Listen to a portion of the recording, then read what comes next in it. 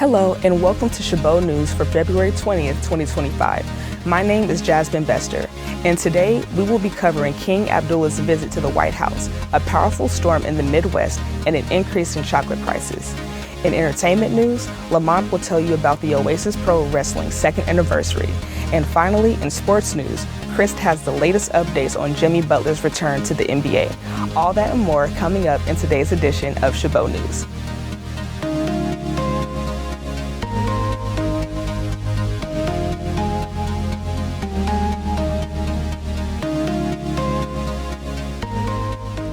President Trump welcomed King Abdullah II of Jordan at the White House on Tuesday, February 11th. It comes a week after Trump proposed a new plan to seize control of Gaza and push Jordan and Egypt to accept millions of new Palestinian refugees. In comments afterward, Trump doubled down on his push to control the Gaza Strip and remove Palestinians. In response, King Abdullah said they should wait and see what Egypt and other Arab partners have to say about it. Trump said he's confident the U.S. will be able to work out an arrangement with Egypt. The king also said he would take 2,000 children from the Gaza Strip who are ill, including with cancer, to his country as quickly as possible. The meeting also comes a day after Trump urged Israel to cancel its ceasefire deal with Hamas and let all hell break out unless Hamas returns hostages still being held in Gaza by noon Saturday. An investigation is underway after two religious institutions in San Diego were vandalized Thursday, February 6th. This marks the second time the two worship sites were vandalized in a week. Madison Well reports.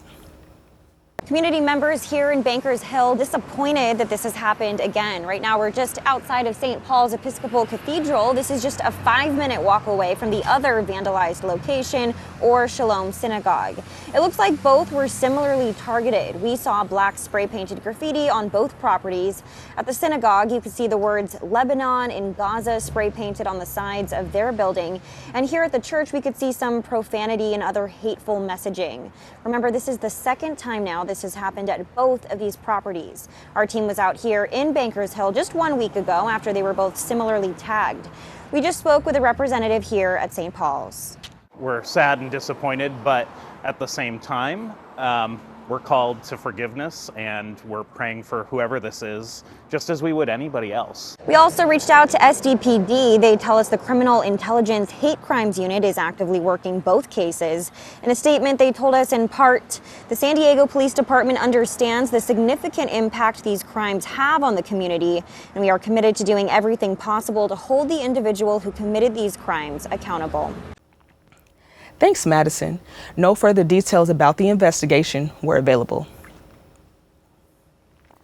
Beginning on February 9th, a powerful winter storm pummeled parts of the Midwest and Northeast through this weekend, dumping several inches of snow in some areas, and more snow is in the forecast to follow. Jen Sullivan has details on the winter weather that walloped several states.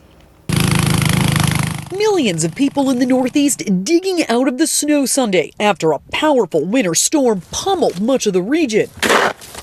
Busy New York City streets blanketed in white, parts of the city getting more than 3 inches of snow, according to the National Weather Service. Preliminary snow totals show some areas in New York and other states got more than 8 inches of snow. But parts of the Great Lakes region saw even more. We did have one spot in upstate New York that topped out at 14 inches of snow. And while adults spent the morning cleaning up the mess, kids were having fun playing in it. This system that dumped several inches of snow and ice across much of the East Coast first hit the Midwest Saturday. Parts of the Twin Cities seeing as much as 8 inches of snow. The secret is to stay moving. You can't stop moving or else you get cold. St. Paul, Minnesota had so much snow that residents were helping each other clear the sidewalks and walkways. Some of us will probably be out shoveling 6 or 7 houses this weekend, right? Just to try to meet the need. It would be really great if we had more people volunteer. The winter weather isn't done yet. 3 more storms are expected in the east in the upcoming week, expecting to bring more snow to some of the areas already impacted this weekend. In New York, I'm Jen Sullivan reporting. Thank you, Jen, for enduring those cold temperatures to bring us that report on how people are impacted by this powerful winter storm. Now we go to sports news with Chris Dorr. The Super Bowl registered record ratings for the second year in a row. That's according to preliminary estimates. Sunday's big game on Fox, when the Philadelphia Eagles blew out the Kansas City Chiefs, averaged 126 million viewers across all platforms, including broadcast TV, streaming, and apps. If the number holds, it marks a 2% increase over last year's record-breaking game on CBS. Fox said viewership peaked in the second quarter when nearly 136 million people were tuned into the game.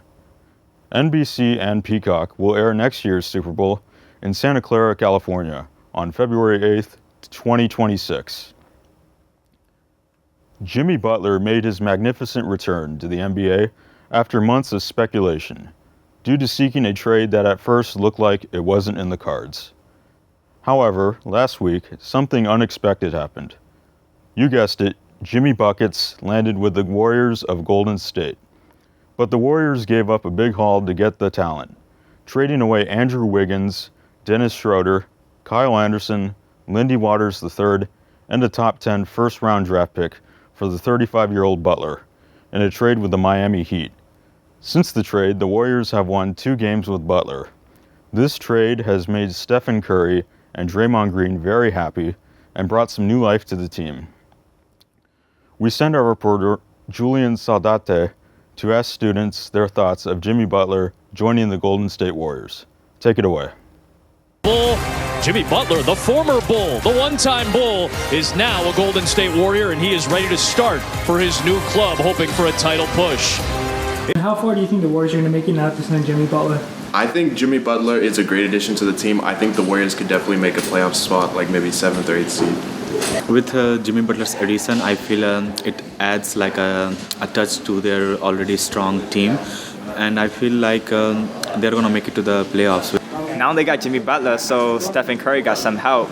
So I think they will go playoffs. I think the most they will go is like the first round.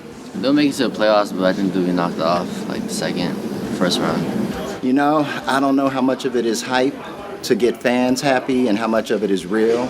I'm hoping they make it to the play-in and possibly win the play-in series to get to the playoffs. I don't see them getting past the first round of the playoffs. We're at least making it to the second round, at least.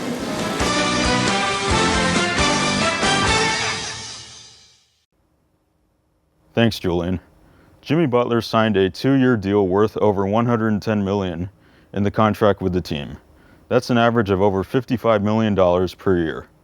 The jury is still out on whether this energy will last with this team. Only time will tell. That's all for sports news this week. I'm Chris Dorr. Now back to you, Jasmine. Thanks, Chris. A federal judge has paused cuts that the Trump administration made to funding for public health research. Earlier on February 10th, nearly 24 states sued the administration over those cuts. The temporary restraining order applies only to the 22 Democratic-led states that sued. The lawsuit alleged that the cuts would mean the loss of hundreds of millions of dollars and an end to life-saving research. They say it would also impact tens of thousands of researchers and other workers. This follows another court-ordered pause on the federal funding freeze announced by the Trump administration just weeks ago. A hearing on the matter is set for February 21st. Guess who's back with another driver hack? It's our reporter, Alan Sampson, and he went around town to ask some people about how they turn in reverse and park on the left side. Let's check it out. Beep, beep, beep. Do you know what is the best way to turn in reverse when parking on the left side? Well, before we get into this driver hack, we asked some people how they turn in reverse and park. Make sure you're kind of looking over your shoulder and, feeling it out as you're backing in. I would pull up a little bit past the space and then back in and take your time. Don't feel rushed.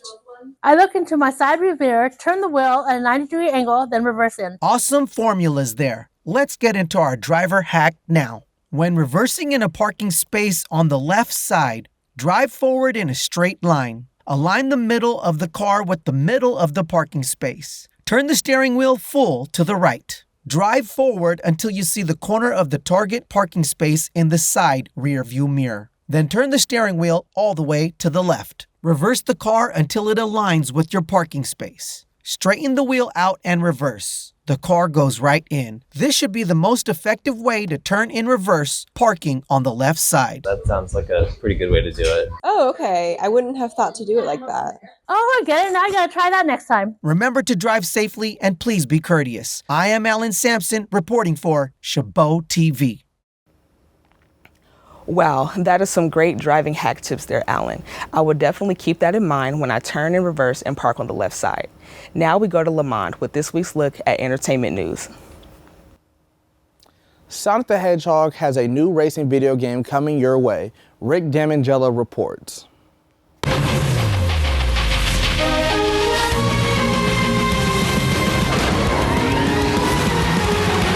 Sonic and friends hit the track. Sega has released a new trailer for Sonic Racing Cross Worlds. The high-speed game doesn't have a firm release date yet, but is staged to race onto multiple game platforms.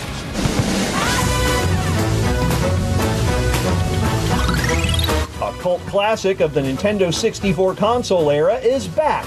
Glover is a 3D platformer with players controlling an anthropomorphic glove. The 90s game has been updated for Nintendo Switch, PlayStation, and Xbox consoles. Glover is out February 27th. After being available for PC via Steam, Amber Isle is now playable on Nintendo Switch. The shop management cozy game places players among prehistoric characters known as Paleofolk, with a goal of rebuilding their island community. Leveling up in Hollywood, I'm Rick Damangella. Thanks, Rick. The game is said to be featuring characters from the Sonic the Hedgehog universe and other Sega properties. Oasis Pro has celebrated their second anniversary. The showdown took place at Gilman Brewing Company. Jasmine Bester and Cole Wagner were able to catch the event live. Let's take a closer look. Oasis Pro is celebrating 2 years of being in business. To honor their wrestling company, they've hosted a showcase held at the Gilman Brewing Company. I spoke to some of the wrestling fans who were in the audience. Here's what they had to say. It's a local event. I heard from my buddy who said you have to go to this. I came once and this again. It's every week, every time I can come, I do. Everyone I'm excited to see. I've seen 2 matches so far. I'm gonna try to catch this more often. Jason's match is my favorite. I have to be a little bit biased, but every match so far has been awesome. My favorite part of year 2 was seeing the potential. I like seeing the potential. I get to see how far people have come behind the scenes. I love that it's a celebration of Oasis itself. It's a celebration of what Oasis has managed to accomplish. Putting in the work, that's what all this is about. It's an honor and privilege to step in between those ropes. Pro wrestling doesn't owe you anything, so it's so special for me to be a kid to live my dream and compete inside the squared circle. There were 6 matches total, and the final round was a glow-in-the-dark theme. Like the concept of glow in the dark, it's something new every month for Oasis, like when it comes to theme matches and stuff. So it brings new challenges as a crew, as a team. Oasis Pro is making it clear that if you cannot stand the heat, then it's best to get out of the ring. Thanks, Cole and Jasmine. For those who missed the anniversary special, no need to worry. On March 9th, Oasis Pro will have another match which will be held at Cornerstone in Berkeley. The bell time is at 5 p.m. Our reporter, Cole Wagner, was able to ask guests about their thoughts about the special anniversary. Take it away from here. I always love the Oasis shows. It's like, it feels like a little family here in the East Bay. It's great. It's a great time. Really fun to see something just didn't know that East Bay had much of a wrestling scene, so it's a lot of fun to see something out here. It was a good show tonight. Typical Oasis show. A little bit of everything going on. I've been going, throughout the summer. It's like my 3rd or 4th time at the show. I got into wrestling like maybe 2 years ago when I was in Denmark. Started doing a bunch of Nordic League wrestling shows and local stuff there. And Yes, this is my first wrestling show on American soil. Oasis to me, like I'm new to the wrestling scene, but seeing some other promotions and shows, it seems like very uniquely Bay Area. It's just like it's Berkeley. It's full of like just weirdos and like cool people, and everyone's accepted. Bellman Mafia versus Ugly Dojo. It's hard to have a favorite there, but that was a delight. Oh, just more trainees. I want to see more trainees actually get into the ring and realize their dreams. And I like it when they bring some of the bigger names in from out of state to kind of round out a show. I'm hoping to see it still like thriving in a year when we come back. If they have a really cool thing going, it'd be cool just to see it keep growing and just exponentially from there. Thanks, Cole. Oasis Pro is continuously making a name for themselves by allowing up-and-coming wrestlers to have a chance to shine. And that's all for this week's Look at Entertainment News. I'm Lamont Lugin. Now back to you, Jasmine. Thanks, Lamont. A man from Southern California returned home after evacuating last month's devastating wildfires in the Los Angeles area and made a startling discovery. Sami Arbid told CNN he found a black bear living under his Altadena home after the Eaton fire raced through the city. The fire scorched more than 14,000 acres and ranks amongst the state's top 3 most destructive wildfires. The 525-pound bear survived the fire while living under Arbid's house. The bear was no stranger to the neighborhood before the fire. Residents even gave him a nickname, and they called him Barry. Neighbors described him as a mellow bear who minded his own business. Arbid said he recently heard noises under the house and discovered the bear. He contacted the state's Department of Fish and Wildlife. Eventually, workers were able to lure the bear out of the crawl space he was living in, and they eventually took him to the Angeles National Forest. Now we go to Christian Gonzalez for this week's Top 5. Hi, I'm Christian Gonzalez, and these are my top 5 rides at Disneyland. At number 5 is Pirates of the Caribbean. This dark ride is one of the most famous attractions at Disneyland, so much so that it inspired an entire film franchise. What I like most about this ride is the immersive atmosphere and cutting-edge animatronics. Number 4 is Big Thunder Mountain Railroad. This roller coaster is fast and bumpy with sharp turns and thrilling drops. It's hard not to have a good time. My only complaint is that it's a bit too short. At number 3 is Star Tours: The Adventure Continues. I'll admit, as a huge Star Wars fan, I'm a bit biased. This 3D flight simulator takes passengers on an exciting journey through the Star Wars universe, and one of the best parts is that the characters and locations change each time you ride. My number 2 pick is Indiana Jones Adventure: Temple of the Forbidden Eye. This dark ride is fast and action-packed from start to finish. The incredible set design, combined with John Williams' legendary soundtrack, makes this an essential ride for any Disneyland trip. Finally, at number 1 is Space Mountain. This roller coaster is by far the most thrilling ride Disneyland has to offer. Not only is it fast, but the entire ride takes place in the dark, making every turn and drop a surprise. That's all for this week's Top 5. I'm Christian Gonzalez. Now back to you, Jasmine. Thanks, Christian. There are very few sweet deals on chocolate this Valentine's Day. In fact, the price tag on chocolate treats may leave a bitter taste in your mouth.